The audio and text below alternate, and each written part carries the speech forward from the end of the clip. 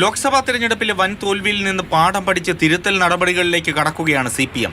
20 മണ്ഡലങ്ങളിലെ ഫലം വിശദമായി പരിശോധിച്ചു. CPM അഭിമാന നേട്ടമായി പറയുന്ന ക്ഷേമ പെൻഷൻ മുടങ്ങിയത് സർക്കാരിൽ അവമതിപ്പുണ്ടാക്കി. സാമ്പത്തിക പ്രതിസന്ധിക്ക് കാരണം കേന്ദ്ര സർക്കാരിന്റെ വീഴ്ചയാണെന്ന് ജനങ്ങളെ ബോധ്യപ്പെടുത്താനായില്ല. പിണറായി സർക്കാരിന്റെ അവശേഷിക്കുന്ന കാലയളവിൽ ജനക്ഷേമ പ്രവർത്തനങ്ങളിൽ ഊന്നൽ നൽകാനാണ് പാർട്ടിയുടെ തീരുമാനം. സാമ്പത്തിക പ്രതിസന്ധിക്ക് ഇടയാക്കുന്ന വൻകിട പദ്ധതികളിൽ കൈവയ്ക്കേണ്ടെന്നും അഭിപ്രായമുയർന്നു. CPMന്റെ അടിത്തറയായ ഈഴവ വോട്ടുകൾക്ക് വിള്ളലുണ്ടായെന്നാണ് വിലയിരുത്തൽ. ക്രൈസ്തവ വോട്ടുകളും പ്രതീക്ഷിച്ചത്ര അനുകൂലമായില്ല. മുസ്ലിം വോട്ടുകളും പാർട്ടിക്ക് ഗുണം ചെയ്തില്ലെന്നാണ് സെക്രട്ടേറിയറ്റിൽ ഉയർന്ന വാദം. ആലപ്പുഴയും ആറ്റിങ്ങലുമടക്കം ഇടത് ശക്തി കേന്ദ്രങ്ങളിൽ BJP വളർച്ചയും തോൽവിക്ക് കാരണമായി. BJPയുടെ വളർച്ച തിരിച്ചറിയാൻ കഴിഞ്ഞില്ലെന്നും യോഗത്തിൽ വിമർശനമുയർന്നു. വരുന്ന വർഷം തദ്ദേശ തെരഞ്ഞെടുപ്പും പിന്നാലെ നിയമസഭാ തെരഞ്ഞെടുപ്പും വരാനിരിക്കെ പ്രാദേശിക തലത്തിൽ പ്രവർത്തനം കൂടുതൽ കാര്യക്ഷമമാക്കാനാണ് തീരുമാനം.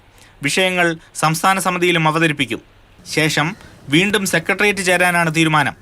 തിരുത്തൽ നടപടികൾക്ക് സംസ്ഥാന സെക്രട്ടേറിയറ്റ് അന്തിമ രൂപം നൽകും. മാതൃഭൂമി ന്യൂസ്, തിരുവനന്തപുരം.